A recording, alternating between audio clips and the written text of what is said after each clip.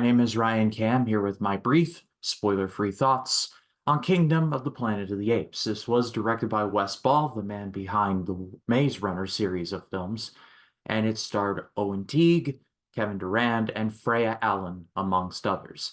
And this is the 10th, officially, the 10th movie in the Planet of the Apes series, but the first one in this new rebooted series from Disney Fox. Many generations after the time of Caesar, there lives a young ape named Noah, played by Owen Teague. He lives out in the middle of nowhere with his family called the Eagle Clan. They raise and nurture birds, and they don't bother anyone. They live basically off the land, and they love each other. They live in relative bliss until their village is ransacked by soldiers of the rogue ape Proximus Caesar, played by Kevin Durand. Proximus has taken Caesar's words and twisted him to his various ends, and so basically sees the world as his oyster, and tries to take over all of the apes' kingdoms and bring them under his watchful eye. And so Noah goes to find Proximus and in turn save his family, meanwhile learning a little bit more about Caesar and meeting a young human girl named Meg, played by Freya Allan, and learning that, well, let's just say she has some ulterior motives. As I covered in my Road 2 series for Kingdom of the Planet of the Apes, with the exception of maybe Battle, there is not really a bad Planet of the Apes movie. I even enjoyed the Burton one, for whatever that means. The Planet of the Apes series is honestly a relatively consistent film series in terms of quality. And it especially took a new high in the 2010s with the Rupert Wyatt / Matt Reeves trilogy of Rise, Dawn, and War for the Planet of the Apes, which were all excellent. So Kingdom of the Planet of the Apes had an immediate uphill battle ahead of it. But I had a good deal of hope for this one because of a little movie called Prey, a movie that takes place in the Predator series by 20th Century Fox or Disney Fox, and it was better than it had any right to be. So I was looking forward to Kingdom, and I can safely say that I liked it, but I didn't love it. First off, the CGI is just fantastic. There are several scenes where I looked at it and I go, wow, it's criminal how good this looks. The thing that I loved the most was how the apes looked. I was a little worried because Andy Serkis is nowhere near this movie, that I was going to miss his presence. And his presence is definitely missed. However, the CGI and some of the performances are so good that while Andy Serkis is he definitely could have improved things, I didn't think his absence killed the movie for me. Owen Teague, Freya Allan, and Kevin Durand specifically all did such a good job that at a certain point I was like, all right, I'm into it. Owen Teague was my favorite part of the movie, playing Noah.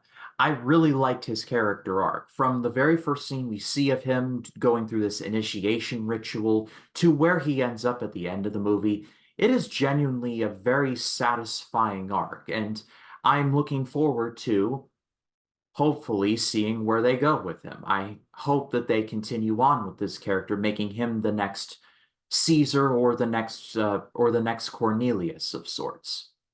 There are a few battle sequences, and they are a lot of fun. Freya Allan is good as May, but Kevin Durand is another part of the movie that I just really loved. I thought he was great as Proximus Caesar. Like, all the marketing material for him has been, "What a wonderful day!" And that was a really good scene. But I really, I really wish they did more with him. I won't spoil anything, but I wish they did more with him. I wanted to know more about Proximus. I wanted to know how he discovered Caesar's lore. I wanted to know how he basically turned into Diet Caesar, for lack of a better word, and how he's twisting Caesar's words of apes together strong to use it as a bit of a bludgeon to use against apes that otherwise wouldn't have even bothered him.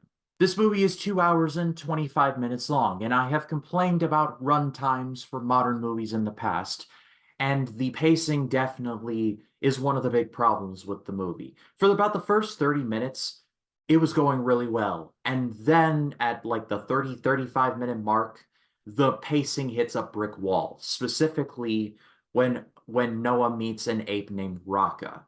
And Raka basically tells Noah all about Caesar and about Caesar's methodology of sorts.